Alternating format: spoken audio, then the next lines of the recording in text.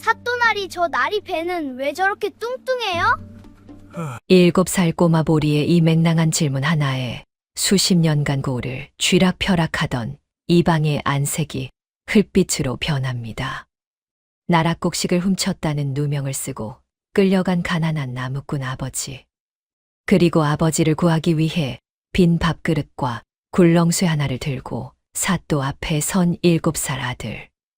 글자 한자 모르는 어린아이가 아버지의 억울한 누명을 벗겨낼 수 있을까요? 사연 시작 전 구독과 좋아요 눌러주시면 영상 제작에 큰 힘이 됩니다. 이야기 시작합니다. 옛날 옛적 충청도 홍주고을에 가뭄이 든 해가 있었습니다.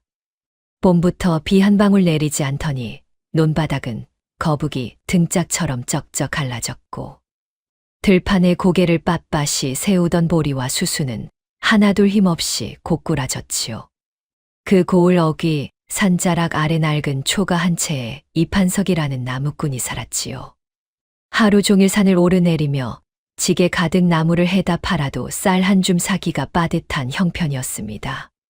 손바닥에는 굳은 살이 몇 겹이나 박였고 늘 구부정한 등에는 평생 짊어진 가난의 무게가 고스란히 배어 있었지요. 그래도 판석이 지친 다리를 다시 일으켜 세우는 것은 아들 보리 때문이었습니다. 보리는 7살이었지요. 배가 고파도 울지 않고 밥그릇이 비어도 찡그리지 않는 아이였습니다. 아침마다 마당을 가로지르며 굴렁쇠를 굴리고 아버지가 지게를 질 때면 달려와 등 뒤에서 두 손으로 꾹 밀어주었지요. 키도 작고 팔뚝도 가는 것이 별 힘이 될 것 같지 않았지만 판석은 그 작은 손바닥이 등에 닿을 때마다 지게가 조금 가벼워지는 것을 느꼈습니다. 그 따뜻함이 오늘 하루를 버티는 힘이었지요. 어느 날 저녁 판석이 빈 지게를 지고 돌아오자 보리가 살인문 앞에서 기다리고 있었습니다. 손에는 길가에서 주워온 풀잎 한 줌이 들려 있었지요. 아버지, 이거 씹으면 단맛 나. 배고플 때 씹으면 조금 낫대요. 판석은 아무 말 없이 그 풀잎을 받아 입에 넣었습니다. 쓰고 풋풋한 맛이었지요. 단맛이라고는 조금도 없었습니다. 그래도 판석은 맛있다고 고개를 끄덕였지요. 보리의 얼굴이 환해지는 것을 보고 싶어서였습니다. 보리는 아버지 옆에 나란히 앉아 제 풀잎도 오물오물 씹으며 아버지랑 같이 먹으면 더 달지라고 했지요. 판석은 그 말 한마디에 눈시울이 뜨거워져 하늘을 올려다보았습니다. 장터를 지나칠 때면 더욱 마음이 아팠지요. 어디선가 구수하고 기름진 냄새가 흘러오면 보리의 발걸음은 저도 모르게 뚝 멈추었습니다. 작은 코가 벌름거리고 꼴깍 침 넘어가는 소리가 들렸지요. 판석은 그때마다 보리의 손을 꼭 잡고 걸음을 재촉했습니다. 아들의 눈이 음식 좌판에 머무는 시간이 길어질수록 판석의 가슴 한켠이 서늘하게 저렸지요. 따뜻한 쌀밥 한 그릇. 그것이 이 나무꾼 아비의 평생 소원이었습니다. 같은 홍주고을, 관아 안에는 전혀 다른 세상이 있었지요. 최 이방은 고을 창고를 책임지는 관리였습니다. 백성들이 허리띠를 졸라매고 물로 배를 채우는 동안 이방 혼자만은 날이 갈수록 살이 올랐지요. 비단 도포 안에서 배는 남산처럼 불룩하게 튀어나왔고 굵고 번지르르한 손가락에는 윤기가 흘렀습니다. 걸음을 옮길 때마다 허리춤의 열쇠 꾸러미가 쩔렁쩔렁 소리를 냈지요. 관아 마당을 가로지르는 이방의 뒷모습은 흉년이 든 고을과는 전혀 어울리지 않게 풍요로웠습니다. 그 열쇠는 이방이 창고 관리직을 처음 받던 날부터 한 번도 몸에서 떼어놓은 적이 없었지요. 관아 동원 안에서도 장터를 거닐 때도 잠자리에 들 때조차 늘 허리춤에 매달아 두었습니다. 이방은 그 열쇠가 자신의 권세와 같다고 여겼지요. 열쇠가 있는 한 창고는 자신의 것이고 창고가 자신의 것인 한 이 고을도 자신의 손바닥 안에 있었습니다. 이방의 수법은 단순하되 대담했지요. 창고 안에는 흉년이라고는 믿기지 않을 만큼 하얀 쌀이 가득 쌓여 있었습니다. 이방은 그 창고를 굳게 잠가두고 구휼미를 기다리는 백성들에게는 흉년에 곡식이 다 떨어졌다 하며 문을 열어주지 않았지요. 그러면서 뒤로는 인근 상단과 몰래 결탁하여 쌀을 팔아넘기고 그 대금을 혼자 착복했습니다. 상단 상인들이 밤마다 창고를 드나들었고 이방은 그 출고 기록을 자신의 이름으로 장부에 꼼꼼히 남겨두었지요. 달리 방법이 없기도 했습니다. 관아법도상 창고 출고 장부에는 반드시 담당 관리의 서명을 남겨야 했지요. 서명 없는 출고 기록은 오히려 더 큰 의혹을 불러일으키는 법이었으니 제 이름을 적어두는 것 외에 선택지가 없었습니다. 그래도 이방은 조금도 두려워하지 않았지요. 수십 년간 관할을 쥐고 흔들어온 자신의 권세 앞에 감히 장부를 뒤적일 자가 없으리라 여겼기 때문입니다. 설령 누가 뒤적인다 해도 그때는 그때 가서 처리하면 그만이었지요. 이방은 언제나 그렇게 살아왔으니까요. 나 사또는 이방의 맞은편에서 하루하루를 보내는 관료였습니다. 무능하고 귀가 얇아 이방의 말에 기대어 사는 탓에 관아의 실권은 진작부터 이방의 손에 넘어가 있었지요. 몇 달 전 세수가 부쩍 줄어드는 것을 이상히 여겨 이방에게 물은 적이 있었습니다. 이방 흉년치고 창고에서 나가는 양이 너무 많지 않느냐. 이방은 조금의 흔들림도 없이 가뭄 피해 복구에 쓰인 것이옵니다라 얼버무렸지요. 사또는 납득한 척 고개를 끄덕였습니다. 하지만 뒷찜찜한 만큼은 마음 한구석에 가시처럼 박혀 좀처럼 빠지지 않았지요. 깡마른 보리의 팔뚝과 이방의 굵고 번지르르한 손가락.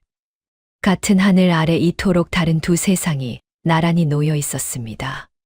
가뭄이 길어지자 백성들은 마지막 희망을 붙들고 관아 창고 앞에 모여들었습니다. 구휼미를 기다리는 사람들이 새벽부터 줄을 섰지요.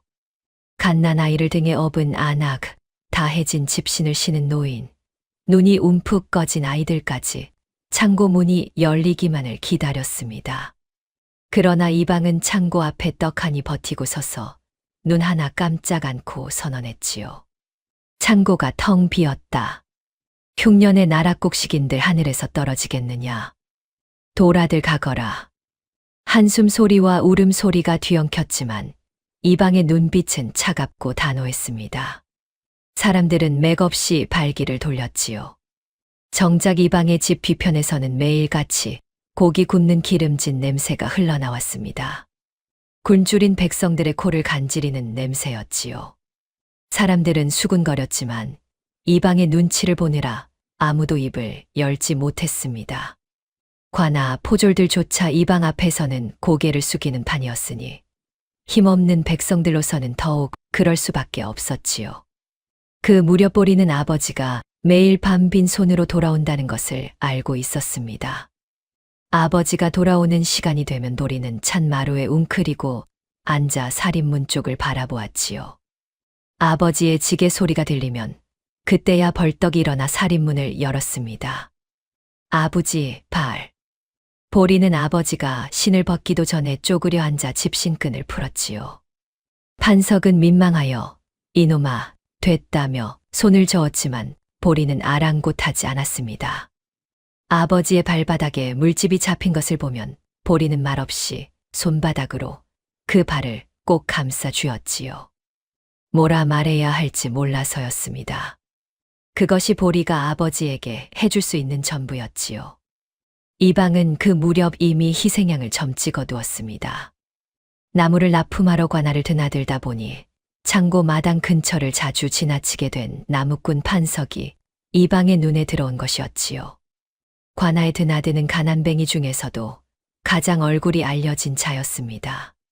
가장 궁색하고 가장 배가 고프고 그래서 가장 그럴듯한 도둑으로 꾸며낼 수 있는 자이기도 했지요.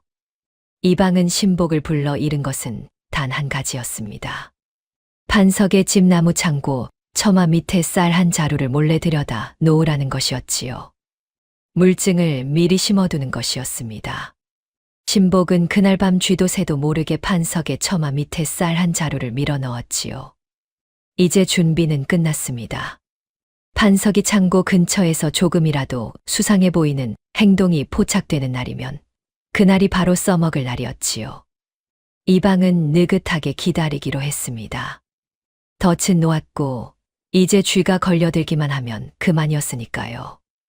며칠 뒤 판석은 어김없이 지게를 지고 관아로 향했습니다. 길을 나서기 전 보리가 달려와 아버지의 등에 얼굴을 묻었지요. 아버지, 오늘은 일찍 와. 짧은 한마디였습니다. 판석은 말없이 보리의 머리를 한번 쓰다듬고 걸음을 옮겼지요. 아이의 손이 등에서 떨어지는 것이 느껴지는 동안 판석은 끝내 뒤를 돌아보지 않았습니다.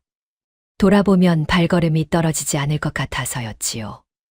관아 행랑채에 나무를 부려놓고 돌아서려는데 발 아래 무언가 희끗희끗한 것이 눈에 들어왔습니다. 창고 마당 귀퉁이였지요. 가까이 다가가 눈을 가늘게 뜨고 들여다보니 쌀알이었습니다. 흘 위에 흩어진 쌀알 몇 줌이 오후 햇살을 받아 하얗게 빛나고 있었지요. 전날 밤 상단 상인들이 창고를 드나들다 흘린 것이었습니다. 그러나 판석은 그것을 알 리 없었지요. 판석은 한동안 그 자리에 우두커니 서 있었습니다. 쌀알 몇 줌이 모라고 발걸음이 쉬이 떨어지지 않았지요. 누군가 실수로 흘린 것이 분명했습니다. 임자 없이 흙바닥에 뒹구는 쌀알이었지요. 그러나 그 순간 판석의 눈앞에 보리의 얼굴이 어른거렸습니다. 아침마다 빈 밥그릇을 두 손으로 감싸 쥐던 작은 손, 배가 고파도 울지 않으려 꾹 감은 입술, 아버지 발바닥에 물집을 말없이 손으로 감싸 쥐던 그 작은 손바닥이 보였지요. 판석은 천천히 허리를 굽혔습니다. 쌀알 하나하나를 조심스럽게 집어 품속 보자기 구석에 담았지요. 흙이 묻어 거무스름해진 것도 작은 돌멩이가 섞인 것도 가리지 않았습니다. 한 줌, 또 한 줌. 손가락 끝에 쌀알이 닿을 때마다 판석의 눈이 뜨거워졌지요. 남의 것을 탐하는 것이 아니었습니다. 바닥에 버려진 것을 줍는 것이었지요. 그래도 선뜻 손이 가지 않아 한 번, 두 번 망설였지만 끝내 보리의 얼굴이 망설임을 이겼습니다. 보자기를 조심스럽게 여미어 품에 꼭 안았지요.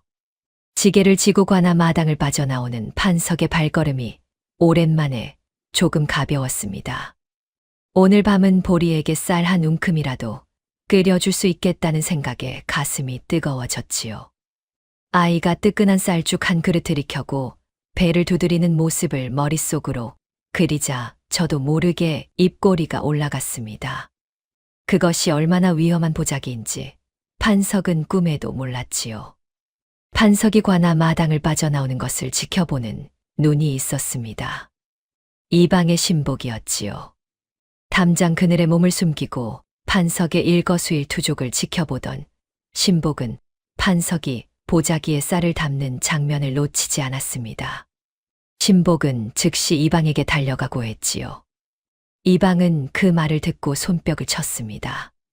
처마 밑에 미리 심어둔 쌀 자루까지 있는 마당이었지요. 판석이 창고 마당을 어슬렁거리다 쌀을 주었다는 것만으로도 수색의 명분은 차고 넘쳤습니다. 수십 년간 이방의 권세를 알아온 포졸들이 그 명분에 이의를 달 리 없었지요. 이방은 즉시 포졸들을 앞세워 판석의 집으로 향했습니다. 판석이 집에 돌아와 보자기를 내려놓기도 전이었지요. 살인문이 요란하게 열리며 포졸들이 들이닥쳤습니다. 보리는 마루 끝에 앉아 아버지를 기다리다 그 소리에 벌떡 일어섰지요. 판석은 보자기를 등 뒤로 감추며 보리에게 눈짓했습니다. 방 안으로 들어가라는 뜻이었지요. 그러나 보리는 들어가지 않았습니다. 아버지의 등 뒤에 바짝 붙어 서서 포졸들을 올려다보았지요. 포졸들은 집 안을 뒤지기 시작했습니다. 처마 밑에서 쌀 한 자루가 나오는 것은 이미 짜인 각본이었지요. 이방이 판석의 보자기에서 쌀알까지 들이밀며 외쳤습니다. 이놈이 창고에서 나락곡식을 훔쳐 집에 쌓아두었다. 판석이 아무리 억울함을 외쳐도 물증 앞에서 말이 닿지 않았지요. 포졸들이 판석의 두 팔을 잡아 뒤로 꺾었습니다. 아버지, 보리가 아버지의 옷자락을 붙들었습니다. 판석은 끌려가면서도 고개를 돌려 보리를 보았지요. 보리야, 울지 마라. 목소리가 떨렸습니다. 보리는 울지 않았지요. 다만 아버지가 끌려가는 뒷모습이 살인문 너머로 사라질 때까지 눈을 감지 않았습니다. 이방은 그날 밤 홀로 촛불 하나를 켜고 장부 앞에 앉았지요. 신복에게 시키면 그것이 오히려 약점이 잡힐 수 있었습니다. 비밀은 아는 자가 적을수록 안전한 법이었지요. 창고 출고 장부에 자신의 이름으로 적혀 있던 기록을 먹물로 직접 지우고 그 위에 판석의 이름을 더 씌웠습니다. 서두른 탓에 먹물이 고르게 퍼지지 않고 뭉쳐 얼룩이 졌지요. 이방은 촛불의 장부를 가져다 대고 살펴보았습니다. 어두운 불빛 아래서는 얼룩인지 글자인지 분간이 쉽지 않았지요. 이방은 장부를 덮으며 중얼거렸습니다. 어차피 아무도 들여다보지 않는다. 아버지가 끌려간 뒤 보리는 한동안 살인문 앞에 서 있었습니다. 포졸들의 발소리가 멀어지고 이방의 도포 자락이 골목 모퉁이를 돌아 사라지고 흙먼지가 서서히 가라앉고 나서도 보리는 그 자리를 떠나지 않았지요.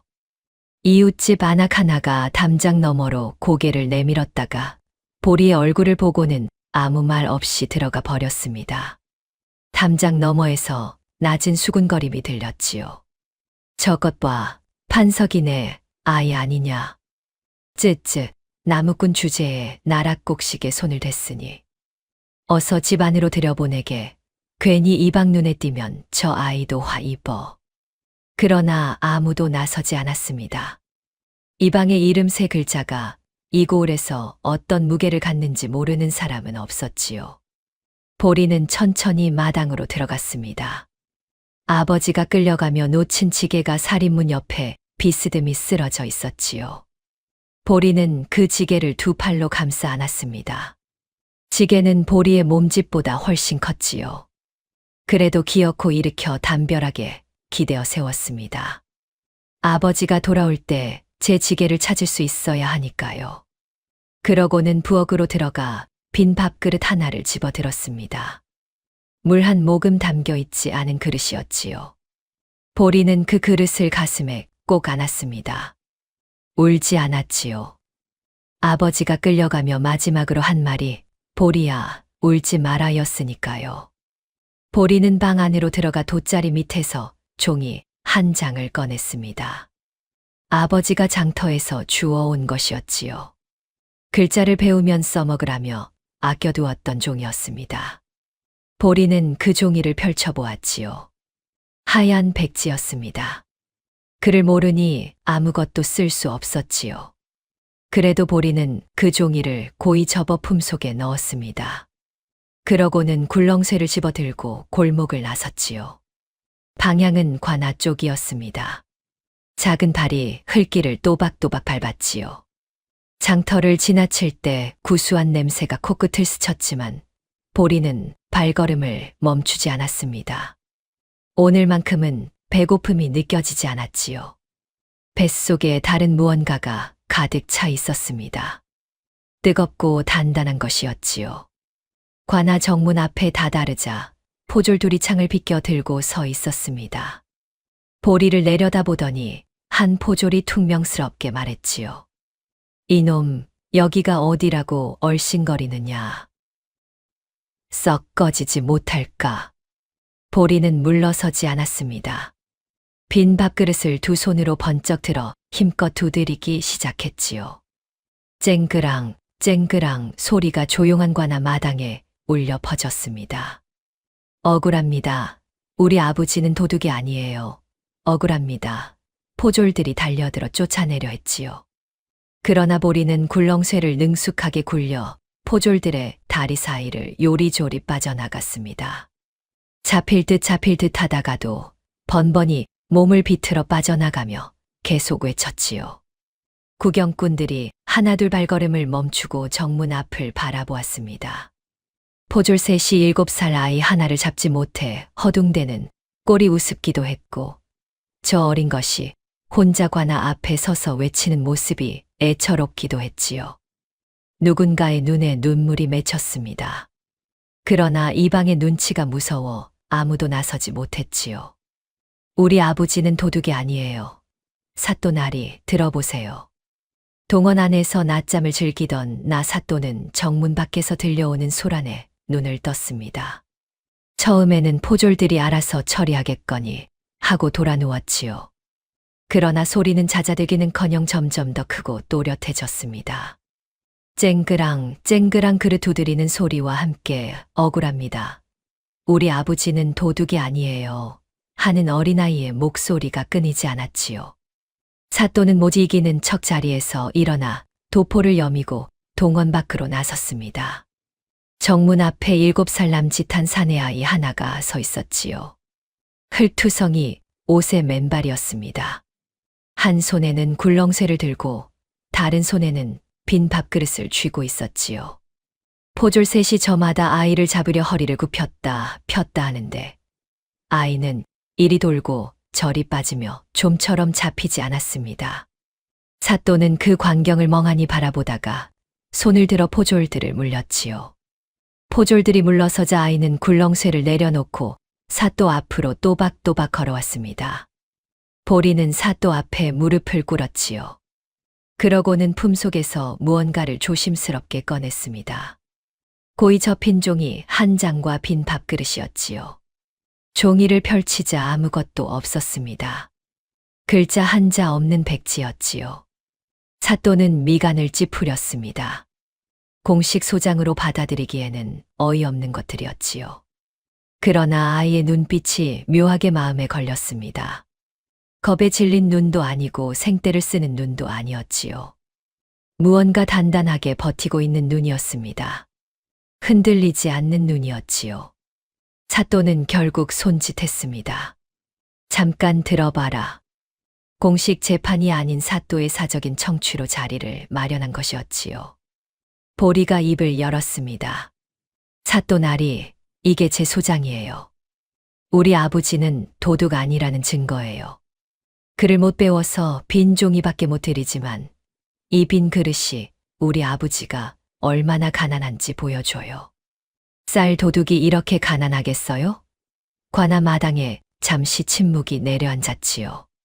사또는 빈 밥그릇을 내려다보았습니다. 그릇 안쪽에 쌀기 하나 남아있지 않았지요. 언제 마지막으로 밥이 담겼는지조차 짐작하기 어려운 그릇이었습니다. 오래도록 씻어도 지워지지 않을 가난의 흔적만이 거기 새겨져 있었지요. 사또는 아무 말 없이 한동안 그 그릇만 바라보았습니다. 구경하던 백성 하나가 저런 하고 낮게 읊조렸지요. 포졸 하나도 슬그머니 고개를 옆으로 돌렸습니다. 보리는 무릎을 꿇은 채 꼿꼿하게 사또를 바라보고 있었지요. 작은 등이 꼿꼿했습니다. 아버지가 울지 마라 했으니 울지 않겠다는 듯 입술을 꼭 다물고 있었지요. 그 입술 끝이 아주 미세하게 떨리고 있었지만 보리는 끝내 울지 않았습니다. 사또는 그 떨리는 입술을 보고 시선을 거두었지요. 마음 한켠이 무거워지는 것을 느끼며 헛기침을 했습니다. 아이가 사또 앞에서 입을 열었다는 소식은 금세 이방의 귀에 닿았습니다. 이방이 관아 마당으로 나왔지요. 성큼성큼 걸어오는 걸음걸이에는 조금의 흔들림도 없었습니다. 수십 년간 관아를 장악해온 이방에게 이런 일은 처음이 아니었지요. 억울하다며 관아 앞에서 소란을 피운 백성이 한둘이 아니었고 그때마다 이방은 손 하나 까딱하지 않고 그들의 입을 막아왔습니다. 아이를 향해 주먹을 쥐거나 발을 드는 것은 이방답지 않은 방법이었지요. 힘으로 누르면 구경꾼들의 눈에 거슬리고 거슬리면 소문이 나는 법이었습니다. 이방은 그보다 훨씬 서늘하고 효과적인 방법을 알고 있었지요. 이방은 사또 앞으로 나아가 허리를 공손히 굽혔습니다. 수십 년간 갈고 닦은 공손함이었지요. 목소리는 차분하고 정중했습니다. 사또나리, 저 아이가 관아 마당을 어지럽히고 공무를 방해하였사오니 법도대로 처벌하시어 기강을 바로잡아 주시옵소서. 아이를 직접 건드리는 대신 사또의 손을 빌려 제거하려는 계산이었지요. 능숙하고 서늘한 방법이었습니다. 사또가 잠시 망설이는 기색을 보이자 포졸 하나가 보리에게 다가섰습니다. 보리는 포졸의 손이 닿기 직전 옆으로 쏙 빠져나갔지요. 그러고는 이방 쪽을 똑바로 바라보며 목소리를 높였습니다. 우리 아버지는 도둑 아니에요. 아버지 손은 나무하느라 굳은 살이 몇 겹이나 박혔는데 그 손으로 쌀알을 만졌으면 쌀이 다 으깨졌을 거예요. 보리의 목소리는 조금도 떨리지 않았지요. 사또 나리, 저 나리 손이랑 우리 아버지 손이랑 한번 비교해 보세요. 저 나리 손은 비단처럼 보들보들하고 우리 아버지 손은 나무 껍질처럼 딱딱해요. 어느 쪽이 나락곡식을 훔쳤을 것 같아요? 이방의 눈썹이 가늘게 떨렸습니다. 그러나 이내 다시 공손한 표정을 갖추었지요. 평생 쌓아온 자제력이었습니다. 관아 마당 구석에서 구경하던 백성들이 보리의 말에 서로 눈을 마주치며 고개를 끄덕였지요. 몇몇은 자신의 손바닥을 내려다보았습니다. 굳은 살 박인 손, 갈라진 손, 흙이 낀 손들이었지요. 판석의 손과 다르지 않은 손들이었습니다. 사또는 이방의 손을 천천히 내려다보았지요. 희고 굵고 윤기 흐르는 손이었습니다. 그러고는 자신의 손을 내려다보았지요. 사또의 손도 이방의 손과 크게 다르지 않았습니다. 사또는 살며시 손을 소매 안으로 거두어들였지요. 마음 한켠이 불편하게 쑤셨습니다. 이방은 그 눈빛을 놓치지 않았지요.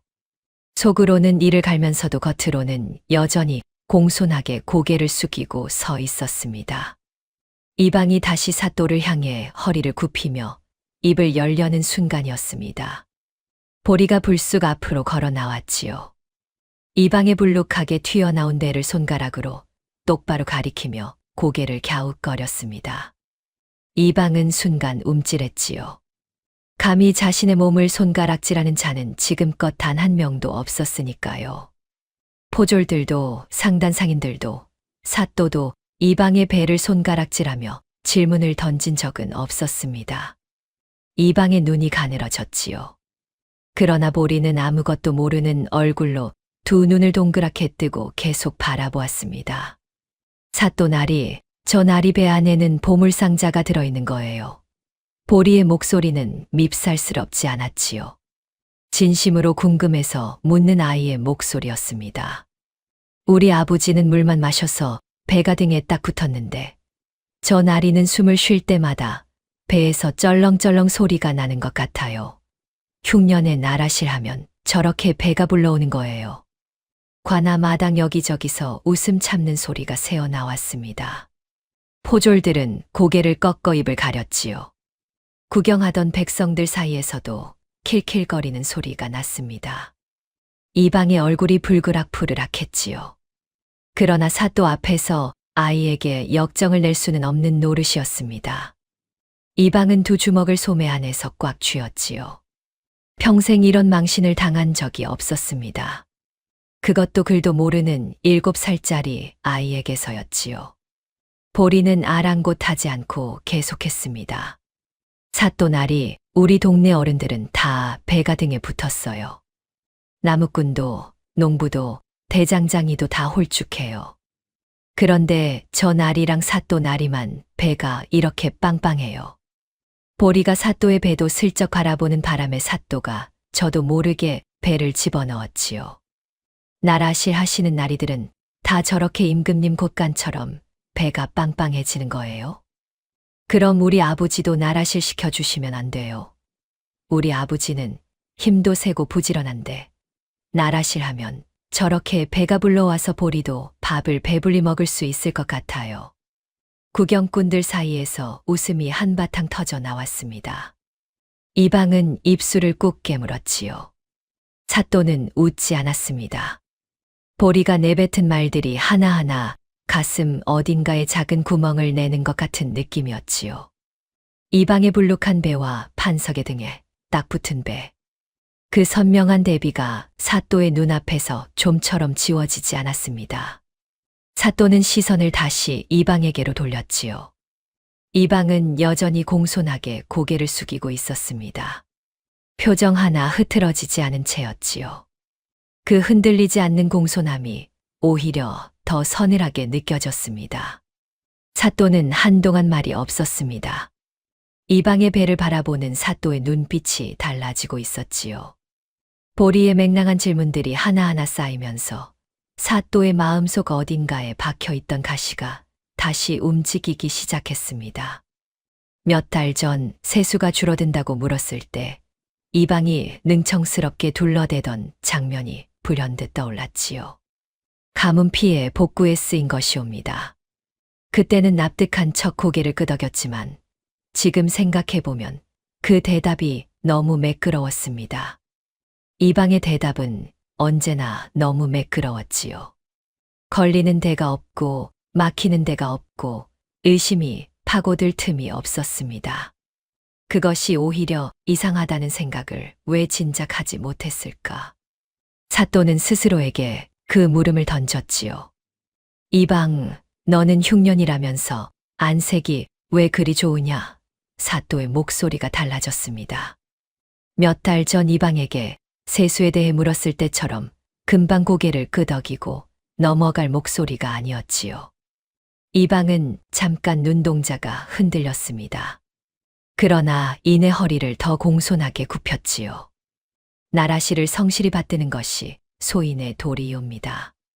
흉년에도 관아 기강이 흔들려서는 아니 되기에 소인 스스로를 채찍질하며 지내왔사옵니다. 막힘없는 대답이었습니다. 언제나처럼 매끄러웠지요. 그러나 보리가 그 틈을 비집고 들어왔습니다. 나라실 하시는 나리들은 다 저렇게 임금님 굿간처럼 배가 빵빵해지는 거예요. 그럼 우리 아버지도 나라실 시켜주시면 안 돼요. 순진한 얼굴로 던진 말이었지요. 그러나 그 한마디가 사또의 심장 한가운데를 정확하게 찌르고 들어갔습니다. 사또는 다시 이방을 바라보았지요. 이번에는 오래 바라보았습니다. 수십 년간 함께해온 이방이었지요. 이방 없이 관아가 돌아간 날은 단 하루도 없었습니다. 세수를 걷는 것도, 장부를 정리하는 것도, 포졸들을 부리는 것도 모두 이방이 없으면 되지 않는 일들이었지요. 그러나 지금 이 순간 사또의 눈에 들어오는 것은 그 이방에 불룩하게 튀어나온 배였습니다. 흉년이 든 고을에서 백성들이 굶주리는 동안 혼자 저렇게 살이 올랐다는 것이 과연 나라실에 대한 성실함으로 설명이 되는가?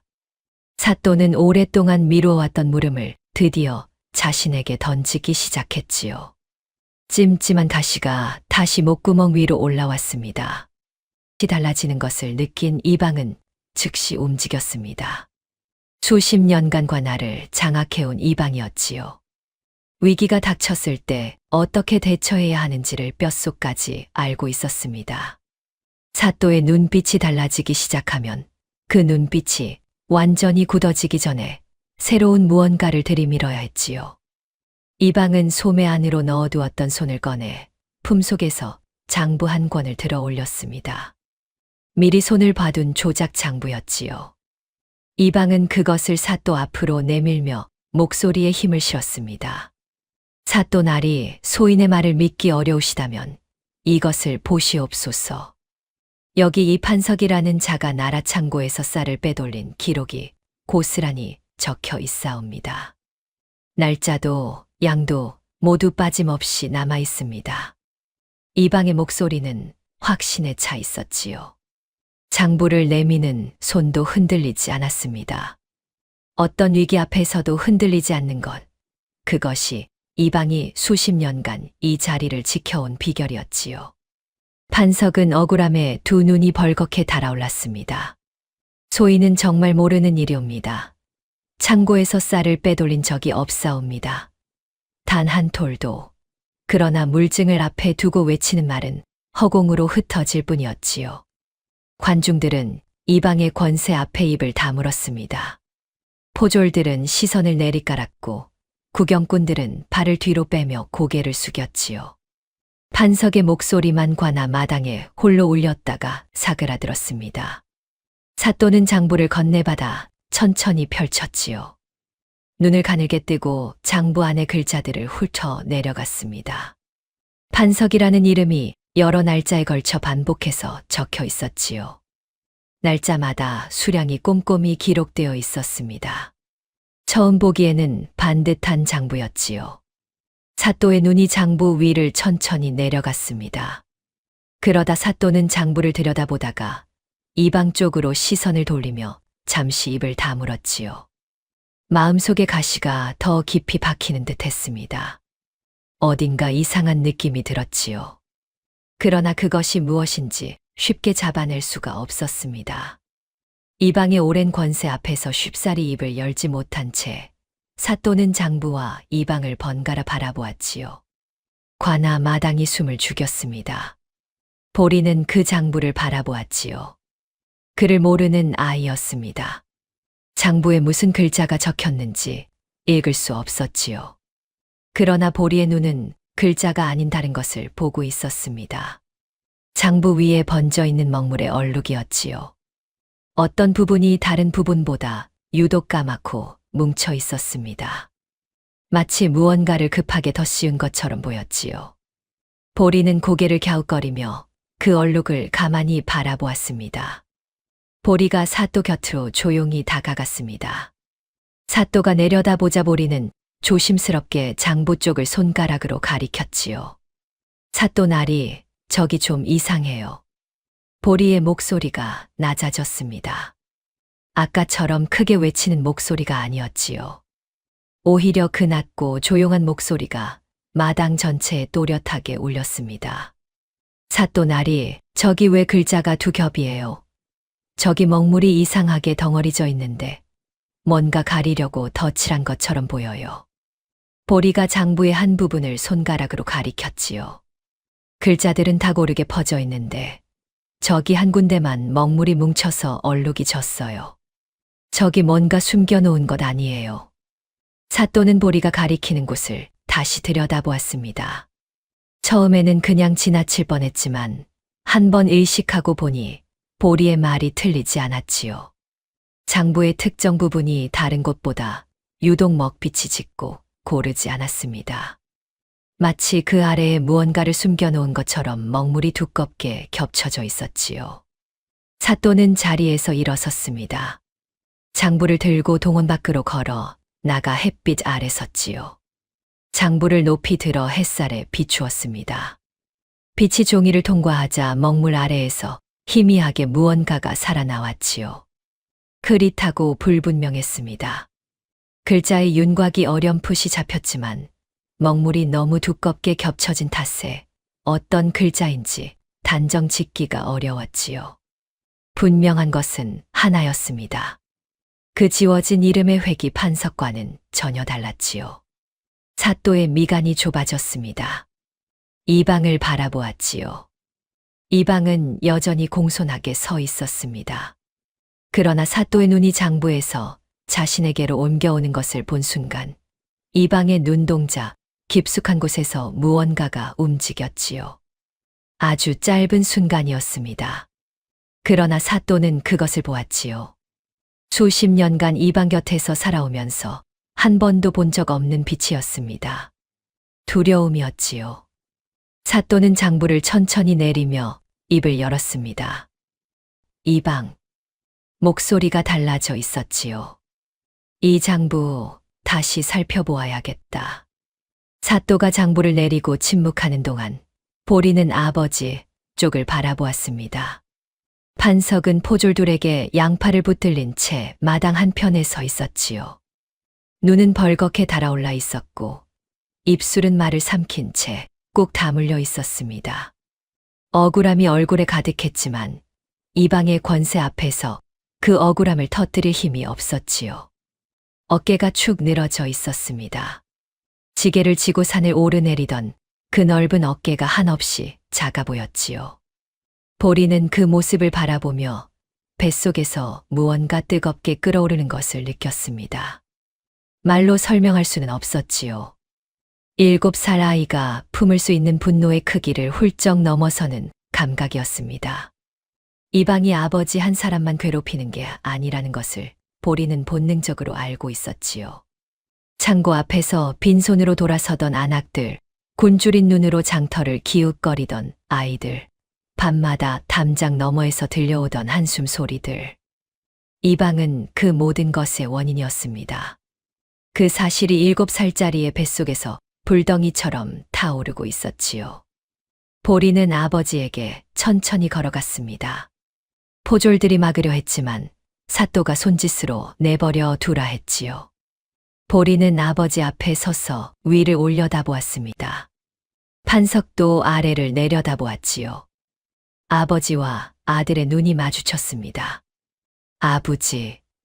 보리의 목소리가 낮게 떨렸지요. 아버지는 거짓말쟁이 아니잖아. 판석의 눈가가 붉어졌습니다. 보리는 계속했지요. 아버지는 내가 알아.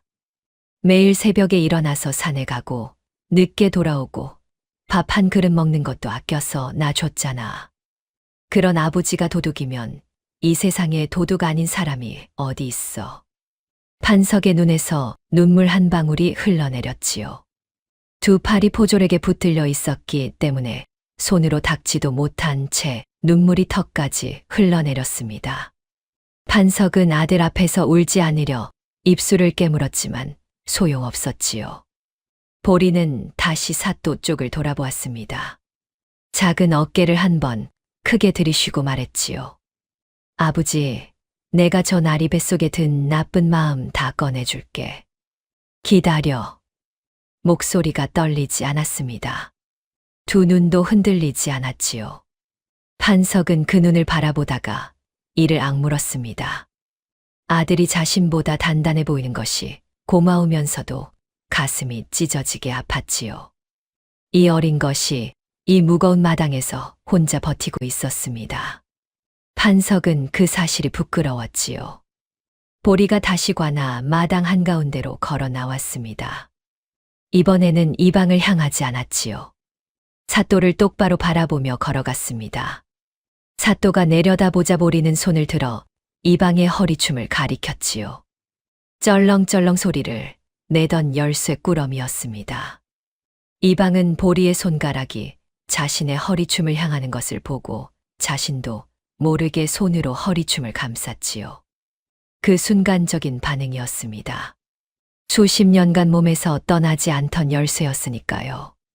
사또 나리, 저 나리는 늘 허리에 저 열쇠를 달고 다니잖아요. 보리의 목소리는 차분하고 또렷했습니다. 관아 안에서도 장터에서도 밥 먹을 때도 걸어 다닐 때도 항상 저 열쇠가 저 나리 허리에 달려 있잖아요. 보리가 여태껏 저 나리를 볼 때마다 항상 저 열쇠 소리가 났어요. 보리가 잠시 멈추었다가 다시 말을 이었지요. 그런데 창고가 텅 비었다고 하셨잖아요. 빈 창고 열쇠를 왜 그렇게 소중하게 몸에 달고 다니는 거예요? 빈 창고 열쇠가 그렇게 소중해요. 아무것도 없는 창고 열쇠를 왜 한 번도 허리에서 안 떼는 거예요? 관아 마당이 조용해졌습니다. 구경꾼들이 일제히 이방의 허리춤을 바라보았지요. 포졸들도 시선이 그쪽으로 쏠렸습니다. 이방은 허리춤을 감싼 손을 풀지 않았지요. 얼굴 표정은 여전히 평온한 척했지만 손가락에 힘이 들어간 것이 역력했습니다. 이방의 손가락 마디가 하얗게 변해 있었지요. 사또의 눈이 이방의 허리춤에 꽂혔습니다. 보리의 말이 가슴 어딘가를 정확하게 짚었지요. 생각해보면 그랬습니다. 이방이 저 열쇠를 달고 다니는 것을 수도 없이 보았지요. 창고가 비었다고 문을 걸어 잠근 날에도, 구휼미를 달라는 백성들을 돌려보내던 날에도 저 열쇠는 이방의 허리에서 떠난 적이 없었습니다. 빈 창고라면 굳이 열쇠를 몸에 지닐 이유가 없었지요. 이방. 사또의 목소리가 낮고 단호하게 울렸습니다. 그 열쇠를 이리 내어보거라. 이방의 얼굴이 처음으로 굳었지요. 수십 년간 사또 앞에서 한 번도 보인 적 없는 표정이었습니다. 이방은 한동안 움직이지 않았습니다. 허리춤을 감싼 손에 힘이 들어갔지요. 눈동자가 좌우로 빠르게 움직였습니다. 수십 년간 쌓아온 권세가 허리춤의 열쇠 하나에 매달려 있었지요. 이방은 마지막으로 남은 패를 꺼내기로 했습니다. 사또나리. 이방은 다시 허리를 공손히 굽혔지요. 목소리는 최대한 차분하게 가다듬었습니다. 이 열쇠는 소인의 사제로 마련한 자물쇠 열쇠요입니다. 나라 창고와는 무관하옵니다. 소인이 오래전부터 개인 물건을 잠가두는 데 써온 것이지요. 창고 열쇠는 관아 창고 담당 포졸이 따로 보관하고 있사옵니다. 그러면서 고개를 들어 사또를 바라보았지요. 눈빛은 여전히 공손했습니다. 그러나 그 공손함 아래 서늘한 것이 흐르고 있었지요. 이방은 한 발 더 나아갔습니다. 이번에는 보리를 향해 슬며시 고개를 돌렸다가 다시 사또를 향했지요. 사또나리, 소인이 한 말씀 여쭈어도 되겠사옵니까? 사또가 고개를 끄덕이자 이방은 조용히 말을 이었습니다. 저 아이가 관아 기강을 무너뜨리고 있사옵니다. 소장도 없이 관아 마당에 들어와 소란을 피우고 관리의 사적인 물건에까지 손을 댄다면 앞으로 어떤 관리가 소신껏 일할 수 있겠사옵니까? 오늘 이 자리에서 기강을 바로잡지 않으신다면 앞으로 백성 누구나 관아에 들어와 관리의 물건을 뒤지겠다고 나설 것이옵니다. 말은 틀리지 않았습니다. 오히려 반박하기 어려운 말이었지요. 사또는 입술을 깨물었습니다. 이방의 말이 가슴 어딘가에 걸렸지요. 이방과 함께한 세월이 수십 년이었습니다. 이방 없이 관아가 돌아간 날은 단 하루도 없었지요. 세수를 걷는 것도, 장부를 정리하는 것도, 포졸들을 부리는 것도 모두 이방이 없으면 되지 않는 일들이었습니다. 어쩌면 저 아이가 무언가 잘못 본 것일 수도 있었지요. 글도 모르는 7살짜리의 눈을 믿고 오랜 이방을 의심하는 것이 과연 옳은 일인가? 이방이 아무리 배가 불러도 열쇠를 아무리 소중히 달고 다녀도 그것만으로는 아무것도 단정 지을 수 없었지요. 사또는 한참 동안 말이 없었습니다. 관아 마당이 숨을 죽였지요. 구경꾼들도 포졸들도 판석도 이방도 모두 사또의 입이 열리기를 기다렸습니다. 사또의 눈이 이방의 허리춤과 보리의 얼굴 사이를 오갔지요. 결정을 내리지 못한 눈이었습니다. 오랜 익숙함과 새로 싹튼 의심 사이에서 사또는 좀처럼 어느 쪽으로도 기울지 못한 채 서 있었지요. 관아 마당의 침묵이 길게 늘어졌습니다. 그 침묵이 너무 길어져 구경꾼들 사이에서 조심스러운 기침 소리가 새어나왔지요. 보리는 그 침묵을 지켜보았습니다. 아버지가 포졸에게 붙들린 채 마당 한편에 서 있었지요. 보리는 조용히 숨을 들이쉬었습니다. 아직 끝나지 않았지요. 관아 마당의 침묵이 길어졌습니다. 사또는 여전히 말이 없었지요. 이방의 말도 틀리지 않았고 장부의 먹물 얼룩도 아직 무엇이 지워졌는지 분명히 드러나지 않았습니다. 결정을 내리기에는 확실한 것이 하나도 없었지요. 그러나 결정을 미루기에는 뱃속에 걸린 가시가 너무 깊었습니다. 사또는 두 발을 바닥에 고정한 채 눈만 이방과 보리 사이를 오가고 있었지요. 이방은 공손하게 고개를 숙인 채 사또의 결정을 기다렸습니다. 그 기다림이 여유로워 보였지요. 수십 년간 이 자리를 지켜온 이방이었습니다. 사또가 결국 자신의 손을 들어줄 것이라는 것을 믿어 의심치 않는 기다림이었지요. 구경꾼들도 숨을 죽였습니다. 포졸들도 눈치를 보며 꼼짝하지 않았지요. 판석은 두 팔이 붙들린 채 고개를 떨구고 있었습니다. 관아 마당 전체가 사또의 입이 열리기를 기다리며 굳어 있었지요. 그 긴 침묵 속에서 보리가 움직였습니다. 아무도 예상하지 못한 순간이었지요. 보리는 사또 앞으로 조용히 걸어 나갔습니다. 뛰지도 않았고 소리를 지르지도 않았지요. 그저 작은 발걸음으로 또박또박 걸어 나와 사또 앞에 멈추어 섰습니다. 그러고는 고개를 들어 사또의 눈을 바라보았지요. 사또도 보리를 내려다보았습니다. 두 사람의 눈이 마주쳤지요. 사또 나리. 보리의 목소리는 낮고 조용했습니다. 아까처럼 크게 외치는 목소리가 아니었지요. 오히려 그 낮고 조용한 목소리가 마당 전체에 더 또렷하게 울렸습니다. 창고가 텅 비었다고 하셨잖아요. 쌀이 한 톨도 없다고 하셨잖아요. 보리가 천천히 고개를 이방 쪽으로 돌렸지요. 그러고는 다시 사또를 바라보며 말을 이었습니다. 근데 저 나리 옷자락에서는 왜 늘 구수한 쌀 냄새가 나요? 관아 마당이 다시 한번 완전히 고요해졌습니다. 보리는 계속했지요. 저는 쌀 냄새를 오래전에 잊어버렸어요. 우리 집에 쌀이 없으니까요. 그런데 저 나리한테서는 맨날 그 냄새가 나요. 오늘 이렇게 가까이 있으니까 확실히 알겠어요. 빈 창고를 지키는 나리 옷에서 쌀 냄새가 나는 게 이상하지 않아요? 보리의 눈이 흔들리지 않았습니다. 이방 쪽에서는 아무 소리도 나지 않았지요. 관중들이 이방의 옷자락 쪽으로 시선을 돌렸습니다. 이방은 소매를 여미려다 멈추었지요.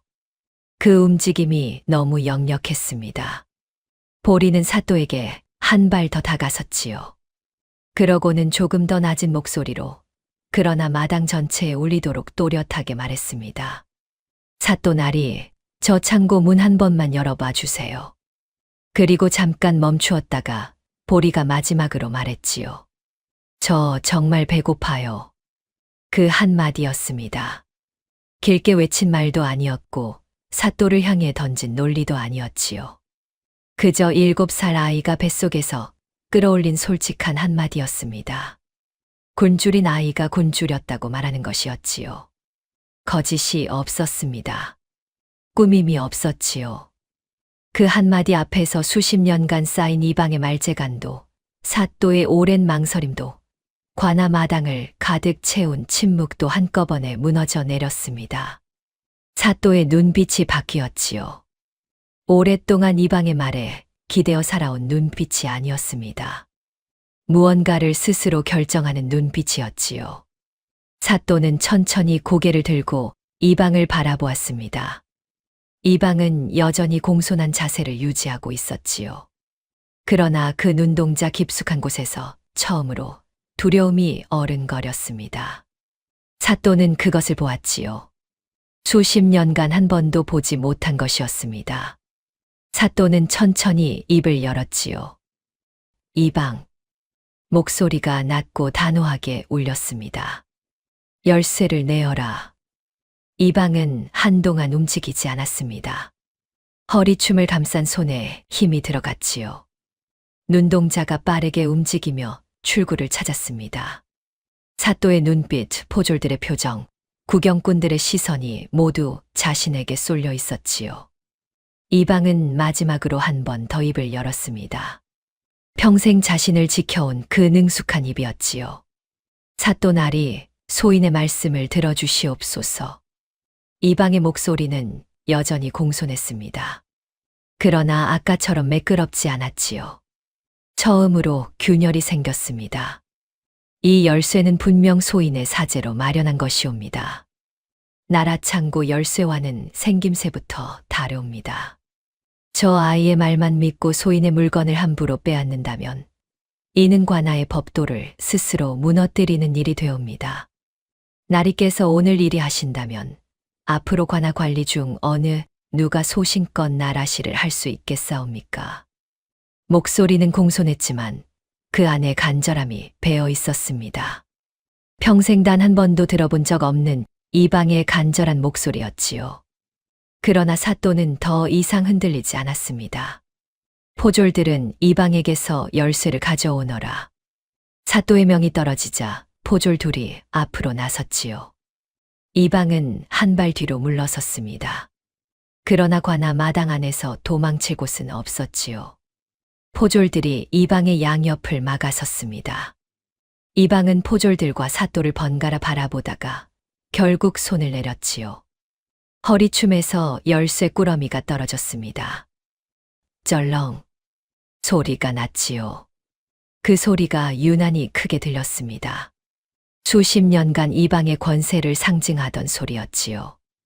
관아 안에서도 장터에서도 잠자리에 들 때조차 이방의 몸에서 떠나지 않던 그 소리가 이제 이방의 손에서 떨어져 포졸의 손으로 넘어갔습니다. 이방은 그 소리를 들으며 두 눈을 질끈 감았지요. 포졸들이 열쇠를 들고 창고 쪽으로 달려갔습니다. 이방은 처음으로 안색이 흑빛으로 변했지요. 그 굵고 번지르르 하던 얼굴에서 피가 가시는 것이 눈에 보일 정도였습니다. 다리에 힘이 풀리는 것을 옆에 선 포졸이 느꼈지요. 구경꾼들이 창고 쪽으로 시선을 돌렸습니다. 판석도, 보리도, 사또도 모두 창고 문을 바라보았지요. 관아 마당 전체가 숨을 멈추었습니다. 포졸이 창고 앞에 이르렀지요. 자물쇠에 열쇠를 꽂았습니다. 딸깍 자물쇠가 풀리는 소리가 났지요. 그리고 삐걱 오랫동안 굳게 닫혀있던 창고 문이 열렸습니다. 순간 서늘하고 구수한 바람이 창고 안에서 흘러나왔지요. 이 방이 텅 비었다고 했던 창고 안에서였습니다. 포졸이 창고 안을 들여다보다가 그 자리에 굳었지요. 그러고는 뒤를 돌아 사또를 바라보았습니다. 말이 없었지요. 말이 필요하지 않았습니다. 창고 안의 광경이 스스로 말하고 있었으니까요. 썩었다던 쌀 대신 하얗고 고운 햅쌀이 가마니마다 가득 채워져 빼곡하게 쌓여 있었습니다. 한 가마, 두 가마가 아니었지요. 수십 가마의 쌀이 창고 안쪽 깊숙이까지 빈틈없이 들어차 있었습니다. 햇빛이 창고 문 안으로 쏟아지자 그 하얀 쌀알들이 눈처럼 빛났지요.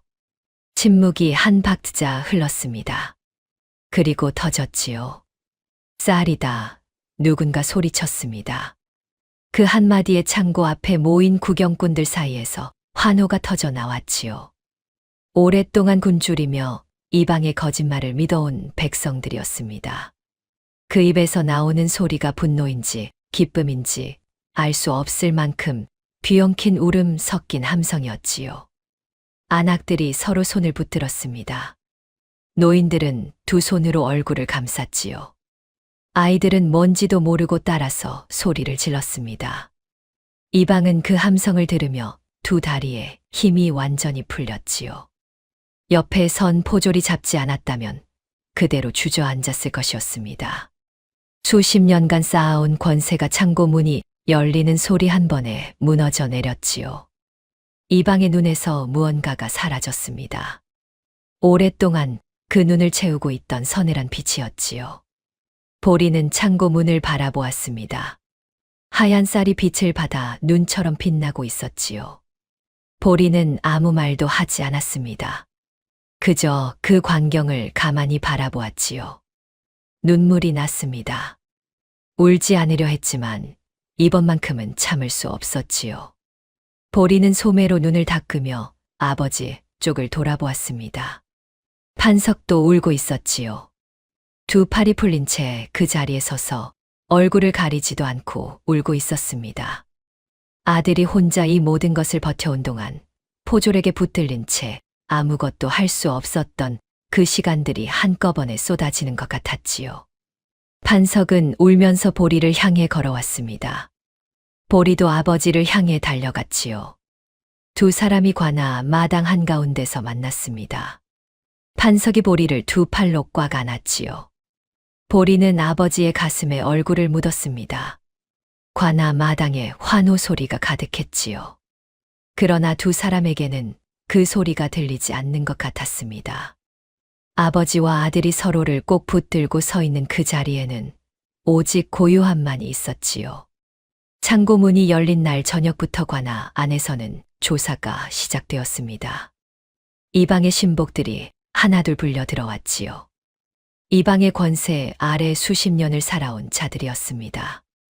그러나 이방이 열쇠를 빼앗기고 창고가 열린 것을 두 눈으로 목격한 마당에 이방을 따르는 것은 더 이상 이득이 없었지요. 하나가 실토하자 둘이 따랐고 둘이 실토하자 나머지도 무너졌습니다. 관아 안마당이 밤새 불빛으로 환했지요. 전말은 이러했습니다. 이방은 흉년이 시작된 지 얼마 되지 않아 인근 상단의 상인들과 결탁했지요.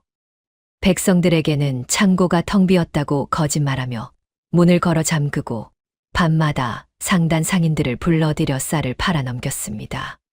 상인들이 창고를 드나들며 쌀을 실어 나르는 동안 이방은 그 대금을 고스란히 착복했지요.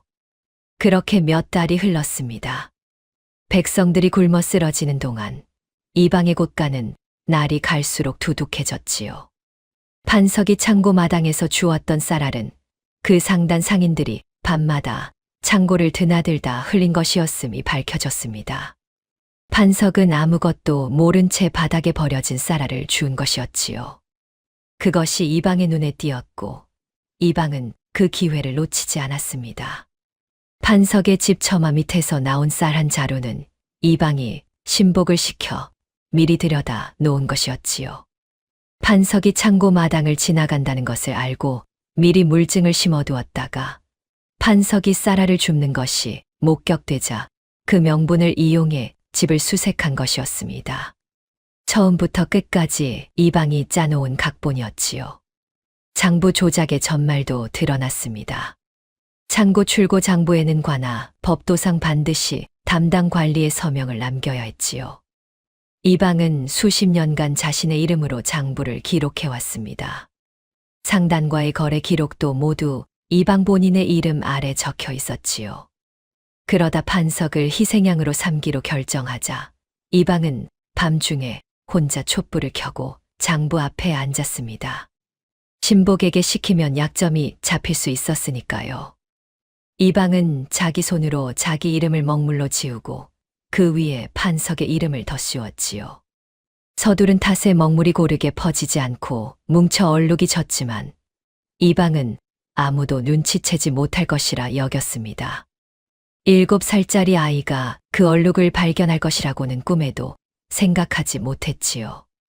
사또는 조사 결과를 보고받으며 오랫동안 말이 없었습니다.